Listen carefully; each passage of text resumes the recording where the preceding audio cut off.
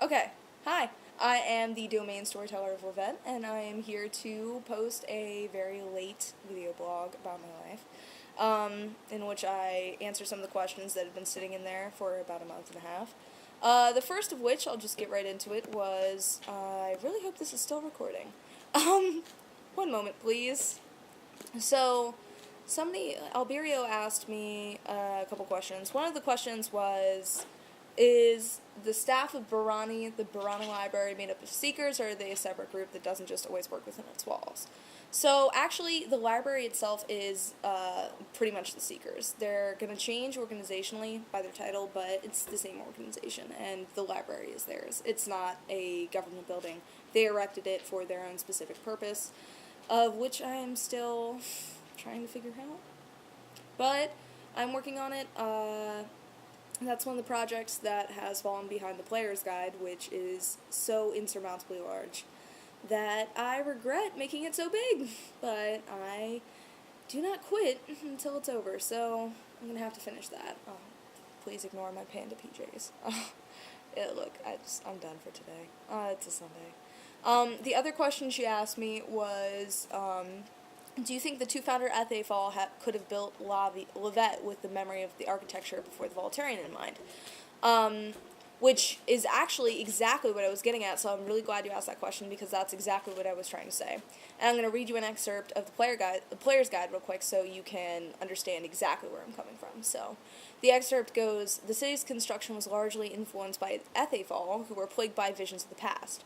They had fever dreams of broad avenues and lush greens and columns and open halls.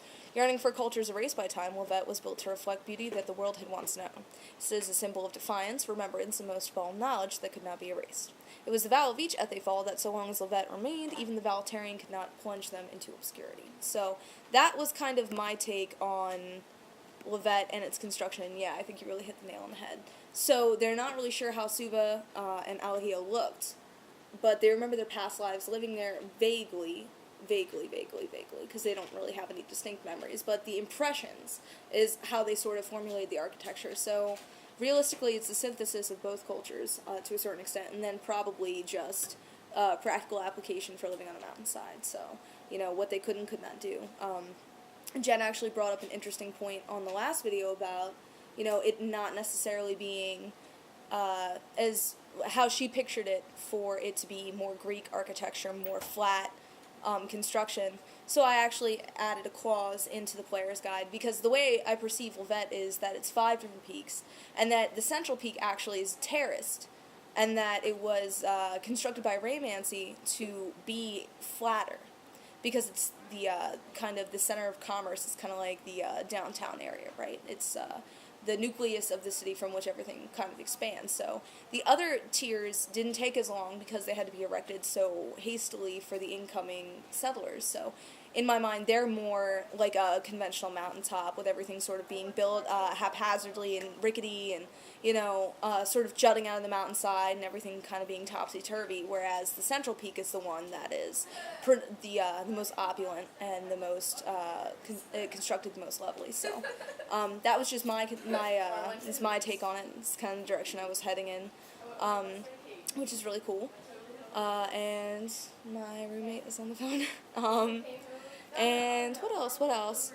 So she asked me, does secular also mean that the religion is more about tradition in other parts of Mizahara? Actually, not necessarily. It's kind of the opposite, actually. It's just more, when I said secular, I meant worldly, but not the absence of religion, but rather, like, the, embracing all of the religions. Like, say, if you're thinking of a city like Denville, for example, it's clearly going to be, it's more in the direction of, like, the god of blood, Radis, and, keeping the bloodlines clean and secure, and Miri, the goddess of war. But, with cultures like Silura and, cities like Zeltiva, and specifically, it's more open. And what makes Levette unique is the fact that it is open-minded religiously, but it is actually a smaller population. So it is a very diverse population, which is what makes it so unique, but not necessarily a larger one. So it's not necessarily centered around tradition so much as it is more accepting of all traditions, including those of the less conventional like, people who actually celebrate the gods and goddesses of the seasons, like Steve the Summer King.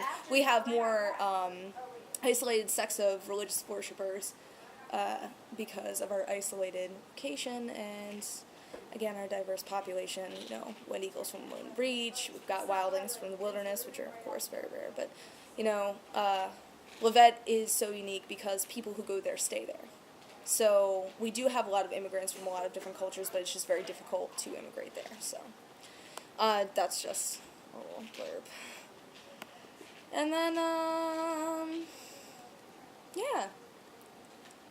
I thought I would go there. I would also like to talk about, the player's guide. And like you said, it's insurmountably large, which is really, really, really terrifying. But I'm getting to it. I'm trying to catch up with everything. I just recently made a move. I'm sitting in my new house right now in my living room, and I love it. I love it here. It's great. I have 2 beautiful roommates who have made the transition so much easier than it could have been. They are really great people, and I'm in a really good place, and we keep the place clean. Like, I'm taking a break right now. We were scrubbing the walls and the baseboards, and now I'm sort of done. So I'm not really trying to do that all day. Not on a Sunday. But I am still in transition. I'm looking for a second job, second job, because it's summertime. For those of you who are wondering, am I okay? I'm fine. I'm good. The move was kind of heinous, but we got through it, and I'm grateful, and I love where I live, and I'm actually amongst civilization now. I have Wi-Fi. Hooray! That's a first. So I will be catching up with all of you guys. I've gotten all the seasonal wages in, with the exception of those of you who know what your conflicts are. And yeah. I have caught up one of my quests. I'm waiting on other people to catch up the other one, and I'm just living. And for those of you who are waiting on posts from my PCs, I'm really sorry. I am really sorry. It's been a tough time for me to get myself organized and back on Mizahar. It's everything else, It sort of cried out to be taken care of first, and I really wish I could have made this a priority more than I had. So I'm really sorry if you've been waiting on me, or if, I understand that you guys rely on me, and I really love you. I missed it, so I'm sorry. But I'll be around more often, so yeah. Yay! So this has been, my video blog. If you have any other questions about Levette, one of the things that I did kind of want to mention is that I've taken fashion in a slightly different direction because it was a little too similar to Wind Reach. Julie talked to me about that. So we've kind of taken it as more of a fusion of what I perceive to be maybe the fashion for Kalinor and Wind Reach. It's just more of a synthesis that kind of leads to its own unique fashion where it is bohemian, but it's not. It's more ornate, I guess. It's difficult to explain, but you'll see that and more in the player's guide. And, yeah, so just bear with me, folks. Thanks.